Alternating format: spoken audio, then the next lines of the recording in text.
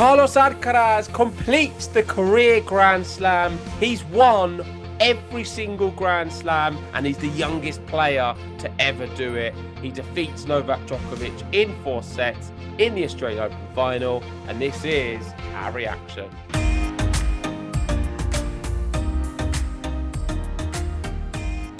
That's right, we've had some time to digest Carlos Alcaraz defeating Novak Djokovic in the Australian Open final.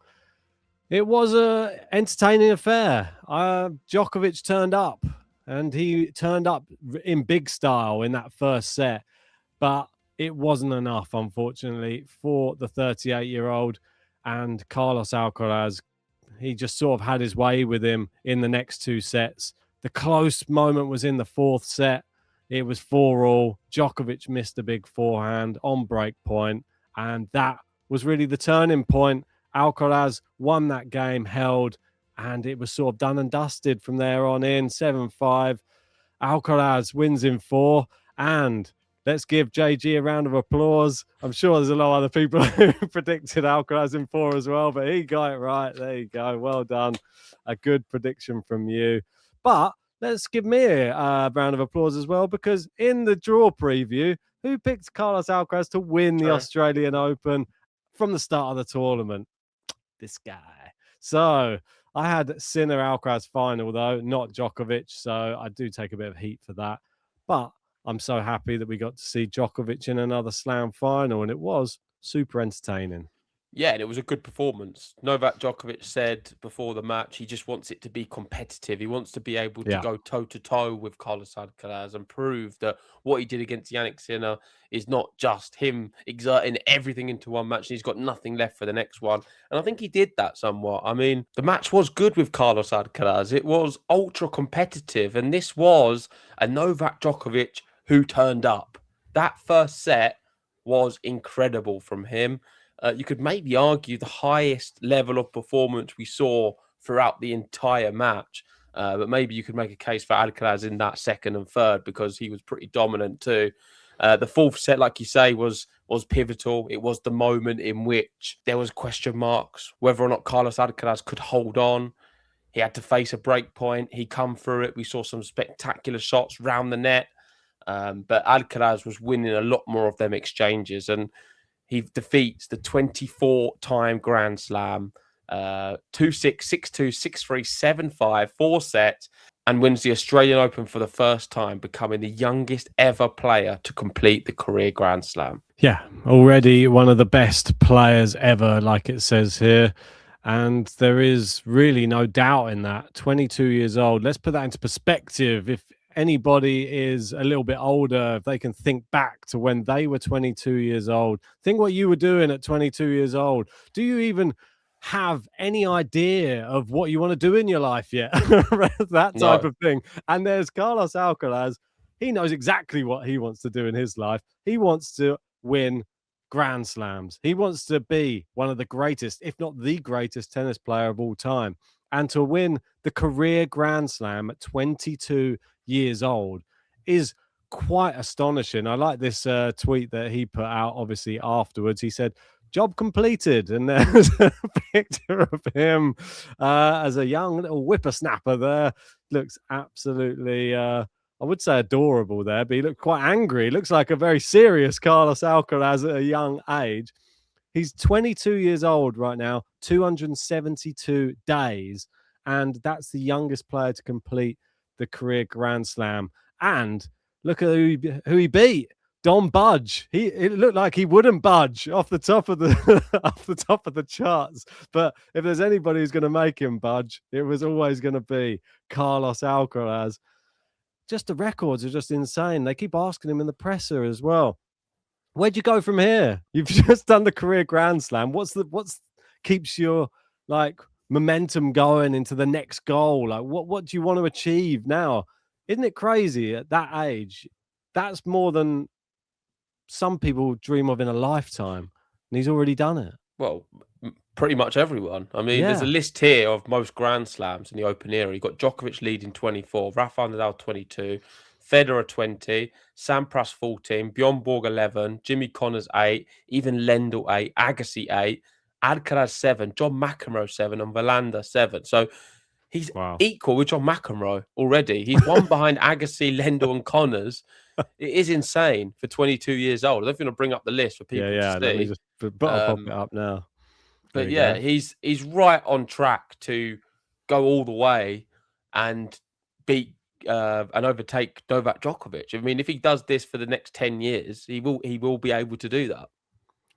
Yeah, big ask though. Is longevity in terms of what Alcaraz, in terms of what Djokovic and Nadal have done, is insane. And Sinner and Alcaraz can only dream, I think, of doing such thing. But you never know. He's on track. If you were to look at the graph, he's ahead of where they were at this stage. Yeah, I thought another really interesting fact that was brought up by Vanch as well, which is Carlos Alcaraz will go for the double career slam at next year's Australian Open in 2027 at 23 years old. Djokovic did it at 34. Nadal did it at 35. He's already going for it at 23 years old. So put that into perspective. He's already won the other three twice already. And this is the one that was eluding him, and he's now won it for the first time. I fully believe that now he's won it for the first time, this will be on the radar, and this will be a possibility every single year while he's playing his career now, from now on. I think as long as the conditions are right, because we saw there was obviously some complications when he was playing in the daytime with the real severe heat, he suffered. And I think we've seen a lot of players suffer in those conditions. But if the conditions are right, like 18 degrees at nighttime, like it was in the final, it's really tough to look past him. He is an absolute force. And yeah, he defeated Djokovic, which was an A-grade Djokovic. And Djokovic started well, like you said. Like, you've got to give your credit to Novak Djokovic. It was probably the best set of tennis he's played the whole tournament, better than any of the ones against Sinner, I think. And took the game to Alcaraz, 2 breaks of serve in the first set. I think he hit like 2 unforced errors in the whole first set. His serving percentage was about over 75% in the first set. Looked incredible. And then it dropped to about 50% in the second set. Hard to maintain, isn't it? Playing against someone like Alcaraz. And then as the rallies, as the match went on, though, I know that people will say, oh, Djokovic, he got a little bit, maybe he got worse. I think Alcaraz got better as the match went on. And I think that the things that worked in the first set, they didn't work in the third set anymore. That Djokovic was trying to hit hard into the corner. I think he exerted everything, though. Djokovic just went for broke in that first set. He threw everything at Carlos Alcaraz, and he couldn't maintain that level, quite simply. Because I still think that was the highest level of the match, what Djokovic produced in that first set. It was insane, because Alcaraz was playing quite well. It wasn't like he didn't turn up. I think Alcaraz was a little bit leggy throughout, and obviously Djokovic was too, in spells. But that's to be expected, because they had some grueling semi-final matches, both of them. And it was never going to be that straightforward to recover in a few days' time and play a big final of this magnitude. However, it was still a really high level, considering all of that. And I think Djokovic was sublime in the fact that the way he produced the level of tennis in that first set and almost forced it to 5. Because as well. Yeah, and the fourth too, but it almost was 5 sets. He was close to breaking and maybe forcing it in that direction. But Alcaraz just a little bit too strong in the end. Djokovic, after the match, he's saying, we'll see. He wants to try and get there again. He's very determined. He believes that he can do it again at another slam, whether it's this year or the next year. He thinks he can go toe-to-toe with these guys. And we've seen it now. We've seen it with our own eyes that he's able to do that in the year 2026. Nobody thought it was possible. In 2025, he struggled more against them. But in 2026, he did go toe-to-toe with both Carlos Alcaraz and beating Jannik Sinner. So really looking forward to Wimbledon. I think that maybe could be another good chance for him if the draw lines up nicely. But we've got to remember as well, he was fortunate in the way it played out for him, because Musetti pulled out of the match. He was 2 sets down. The round before, he didn't even have to play against Mensit. It was just a walkover. So things aligned, but he still had to go out and beat Jannik Sinner. I think that was amazing and did well in the first set. Djokovic, he will be back. I don't think this is the last time we're going to see him the back end of a slam. I'm thinking he could go really well at Wimbledon this year. Not so sure about Roland Garros or the US Open, but I'm having a feeling right now about Djokovic for Wimbledon could be quite an exciting one. I think you're right. I think it could be exciting to see Djokovic at Wimbledon, especially seeing how well he's done here. But he was quite fortunate as well. It wasn't a full-length schedule throughout the whole 2 weeks, and that's probably helped. I don't think there's any doubt about it. If he'd have gone 5 sets with Musetti and won in 5, then he would have been in a real compromised position playing Jannik Sinner. I just feel that in this final coming in, after beating Jannik Sinner the way he did, that was a victory in itself for Novak Djokovic. He said it felt like a final. Like the fact that he was able to beat Jannik Sinner was such a big statement for him at this stage in his career, to beat somebody who was that dominant at this tournament. But I still think coming into this match, the way he took that first set so dominantly, and then Alcaraz fought back, obviously Djokovic's level did drop. But when Djokovic raised his level again, because he had to try and do it throughout little spells in the next couple of sets, he was like, I'm going to try it on now. Like you saw, like he just allowed, I think he allowed Alcaraz that when he knew he couldn't win that second set, he allowed Alcaraz the second set. He was like, I'm not going to put any more energy into that. I've got to focus it on when I can actually get something out of this match. And when he tried later in that match, and he was like really pushing Alcaraz, Alcaraz was equal, if not better, and got every single power shot back with a bit of interest. And Djokovic was struggling in the longer rally. The rallies just became longer and longer and longer, and he would lose the long rally. And he just became more fatigued from that. And by trying to do what he did in the first set, it just didn't work later in the match. Alcaraz was he just had more in the gas tank, more power, more agility, just younger, and probably just the world number one as what he is. And I think you just got to look at that. Like that level works to a point, but unfortunately, I think Carlos Alcaraz, we got to give him his credit. He's that good, and that's why he's so good in Grand Slam finals. He's only lost one to Jannik Sinner at Wimbledon last year. Yeah, he's a serious competitor. What an athlete. Yeah. I just had a watch earlier, well, about an hour ago before coming on here, of the extended highlights, just to have a recap of some of the match. And just watching him, I think sometimes you take it for granted when you watch a full match, because you get, I don't know, it's like there must be a psychological explanation for it. When you watch something for a long time, it starts to become quite normal. So you're not wowed by moments. But if you watch just highlights after not watching it for a few hours, sometimes it just takes your breath away about how hard these guys are hitting the ball into the corners. Djokovic played well, but Alcaraz, there is something about him where it defies logic. Like, it's so good. Like his athleticism probably is the best I've seen. I think it does trump Rafa Nadal, what we've seen recently, because there's so many times where he makes the opponent hit one more ball. Of course, speaking about Rafa, yeah, you put him on the screen because he was there in his suit watching the whole match. He said before he wanted Alcaraz to win. He was quite subdued, I think, in his applause after Alcaraz won. Didn't even stand up until he saw everyone else doing it. But he'll be pleased. His fellow Spaniard managed to win.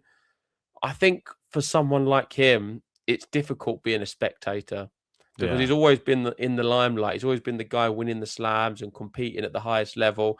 And it's quite recent from going to that to being a spectator in the crowd. He must be itching just to be going out there and playing himself. I don't think it's easy. It's too soon for him to really get behind players and be a real fan of tennis. I think at the moment it's going through that stage of grieving the sport which is left. Yeah, totally. It's just seeing him there was just lovely, though. It was one of those moments where he was obviously coming onto the court beforehand, and when he was in the stands, obviously during the match was just bizarre. Just to see, it kept going to him, didn't it? The camera all the time. It wasn't just that. Djokovic went to him. He was talking to him during the match. He was saying, "Oh, he's like, I just feel like you should be down here with me, essentially. That was what he was saying to me when he was in the stands. It was just like, it's weird. You're not on the court with me right now. You're I there know, in it the is stands. weird. And he said it that was the first thing, essentially, after he said well done to Carlos in the post-match presser. On court. On He said, court one. yeah, he just said to Rafa, he said, one thing we got to acknowledge, Rafa Nadal is here. He's like, he's right there. And he's just got to say, thanks for just making the effort to come here. He's like, this is just makes the moment just that much more special. So it's just so weird for me to be playing in front of you rather than on a court with you. I just thought that whole moment, like, it's just such a strange, it must be strange for everybody, like from that era as well. You see these players retiring, Roger, Rafa, Murray, and Djokovic is still there in a Grand Slam final. He's not just there though, is he? He's there competing and going toe to toe with the very best players in the world. Number one, number two, the guys who are winning everything. And that sort of leads on nicely to the Sinner Alcaraz dominance, really. I've sent you a tweet because the record is now 11 in a row between two players. So 2024 Australian Open, we've had Sinner, then Alcaraz, Sinner, Sinner, Alcaraz, now Alcaraz in 2026. So it's usually two apiece. Does that mean we're going to get Sinner winning two at another two? What's coming up, and Alcaraz only winning one? If so, which ones are they going to be? Or do you think Alcaraz is he going to go for all four this year? Yeah, I mean, they were asking him that. Is anyone going to break into this? That's what I want to know. 7 on the bounce, Djokovic come really close. I feel if it's not going to be Djokovic, it doesn't feel like it can be anyone else still. Yeah, it really doesn't. I think Zverev can do it. Zverev, too mentally fragile, it would seem, currently. And he's been to multiple Grand Slam finals already. And we've seen he's been in winning positions in 2 of the Slam finals he's been in. Obviously, the one against Sinner was nowhere near. It wasn't even close. But the one against Alcaraz and the one against Dominic Thiem, he was there. It was there to be won, and he didn't win him. He just falls apart, unfortunately, at the big moments. And I don't think that will really ever change. I think I'm agreeing with you. That's what makes Novak Djokovic, Jannik Sinner, Carlos Alcaraz, Rafa Nadal. I think if Rafa Nadal came back and he was able to maintain a level that was high enough to compete, he would still be able to win a slam. Like, that's the thing. It's the mentality that those players have a mental edge on everyone else, which will get them over the line. And certain players just don't have it, sadly. Murray struggled with it throughout his career. He was fortunate to be able to be one of the people to be able to get a few slams in and become world number one whilst the big three were around, which was so tough. He lost umpteen finals to Djokovic in slams just because Djokovic has such a bigger mental edge over Murray. Murray struggled so much with the mental side of the game, I feel, but he was able to just do it on a few occasions, which, credit to Murray. It's such a difficult thing to achieve, especially when you're up against those bigger players, those bigger mentality monsters that we know them as, like Rafa, Djokovic, and Federer. I don't think it's hard to name anybody else bigger, is there? No. Carlos Alcaraz, I think, has a real good chance, though, of doing something magical. And I'm fascinated to see now how the rest of the year goes, because he is the world number one. And as much as I've been so big on Jannik Sinner, Carlos Alcaraz has beaten him more times than Sinner's beaten him of late. And I think that is a sign of a champion. In these big head-to-head matchups, Alcaraz seems to be coming on top a little bit more than Jannik Sinner. So as much as I think this year I went Sinner number one, maybe I've gone a little bit too much on Jannik Sinner, and I might take a little bit more of a back seat and push Alcaraz more, because I think he is showing time and time again to not dismiss him as the very best in the world. And I think I've done that a little bit too often. But I think it's fair enough, because there's not much in between him and Jannik Sinner. Yeah, I think that the one thing that makes Carlos Alcaraz best in the world is the Grand Slams. And that's the one time when you watch tennis and I think that this is probably where some people probably get annoyed with us when we say, when we go on about Yannick Sinner and his dominance in certain areas of the tour. Bear in mind, we watch 52 weeks of tennis a year, and we watch players week in, week out playing tennis. Some people watch it 4 times a year. They see how good Alcaraz is in the slams, and that's where they form their opinion.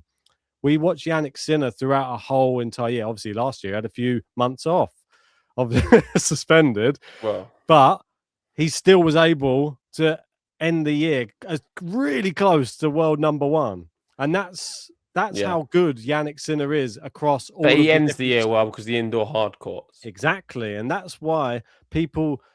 Even the tour finals, there might even be people out there watch all the slams and don't even watch the tour finals, and very, very neutral people. But that's one thing Carlos Alcaraz really, I think, I was thinking before coming on here today, that has to be surely one of his big focuses. I think so.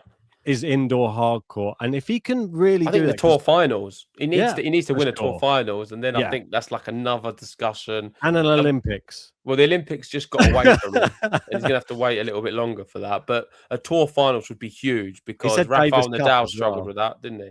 Yeah. Well, yeah, Rafa struggled on indoor hardcore, but I don't think their games are that similar because I think everything's leveled up. We've had a different generation, so the skill level on a whole has just improved. So all surfaces now are a requirement for the modern day tennis player. That last generation, you could be a specialist on one surface and still be pretty good on the other surfaces, and maybe not so good on maybe one of them. But it didn't really matter because you were good, like a specialist on one. Now I think that it's like talking about UFC. I always go back to it. When they started, they'll be good at kickboxing or good at Brazilian jiu-jitsu. Now the ones who are coming through are good at everything. They've got black belts in literally everything. So that's what the tennis players have to do. They have to have a black belt in clay court, black belt in grass court, black belt on indoor hard court, and outdoor hard court. That's what it needs to be. That is quite interesting. I see what you mean. I think the way technological advancements and how tennis has sort of gone up a gear, it's like you need to be good on all the surfaces now, whereas before you didn't maybe need to do that. But let's get on to our predictions, because obviously we've did all of our predictions from quarterfinals onwards, and you're not too pleased, are you, Ben? Because I had Alcaraz in 4. I had Rybakina winning on the women's. I got the sets wrong on the women's, but I think it was enough just to pip you. Is that right? Yeah, it was. On the women's, I had Sabalenka to win in 3, and she was up 3-love, wasn't she? Of course she was. She was up 3-love. You can see here. Oh, sorry. I've just got there. It was looking good for you. Yeah, it was looking quite good, but then it all fell apart, and you ended up getting just the 1 pointer there with the 2-love. You had the prediction, and it ended up being 2-1 to Rybakina. An amazing performance by Rybakina, though. Got to give her some credit.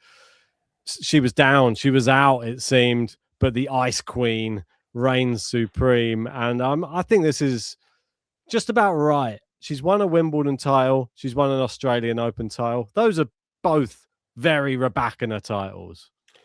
Definitely. And on the men's, you had Djokovic winning in 5, I believe. Which you're laughing. Wasn't that bad of a position as well? The reason I think it is bad is because I think even if it would have gone 5, I think Alcaraz is the king of the five setters.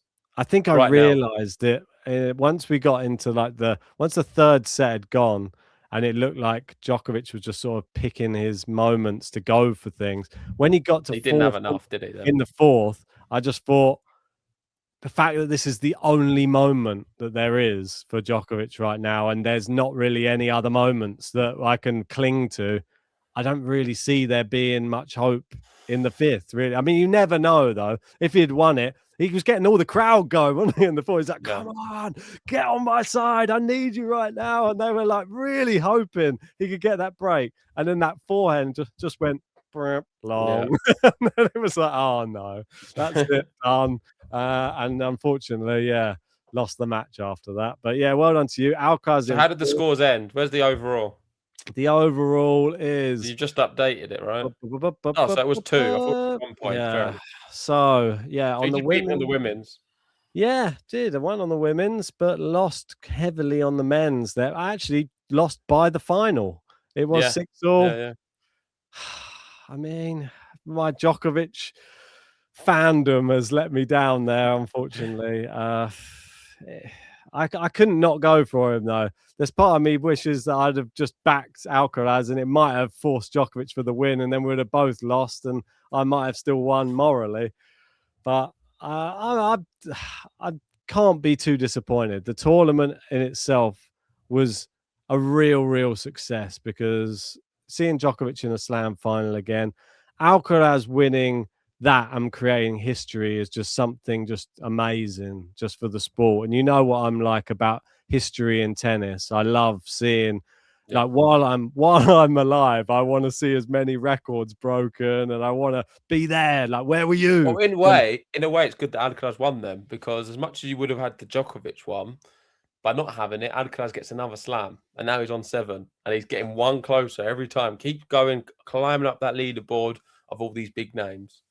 He does indeed, and he joins an elite list, doesn't he, of career Grand Slam achievers: Rod Laver, Margaret Court, Billie Jean King, Chris Evert, Martina Navratilova, Steffi Graf, Andre Agassi, Serena Williams, Roger Federer, Rafael Nadal, Maria Sharapova, Novak Djokovic, and Carlos Alcaraz. Will Yannick Sinner make this list as well? I'm sure he won't be far away, but is it bit strange that it's sort of going to be the French Open is going to be that one where it's like the Rafa scenario again? Is that going to be the one that stops him getting the career slam? Bit like Roger Federer in a way.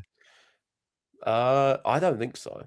Because I think Yannick Sinner is very close to Roland Garros. He's very good on all of the surfaces. 1 point away. And it is yeah, exactly. And it's a matter of time until he gets that one too. But I don't think it's going to be this year.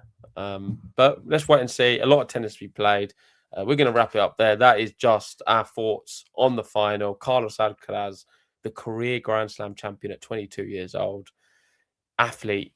That's all I keep thinking about. I mean, he moves so well around the court. It's Alex de Minaur times 2, which I find amazing. The power he hits with off both wings.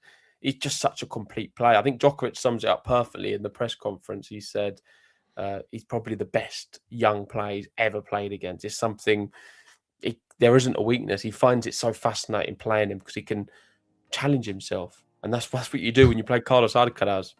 Yeah, I think that is the one takeaway from both of their post-match pressers, is they both came off court just really happy to get the chance to play each other in a big match. And they really like each other as well. There's Yeah. a nice moment with them both embracing during the ceremony. They're good friends. There's a lot of respect. And Alcaraz seems to be that good guy who everyone likes. But let's wrap it up there. Let us know your thoughts in the comment section if you haven't already. Hit the like button, subscribe if you're new. And well done, Carlos Alcaraz, with his 7th Grand Slam in 2026 now. Vamos.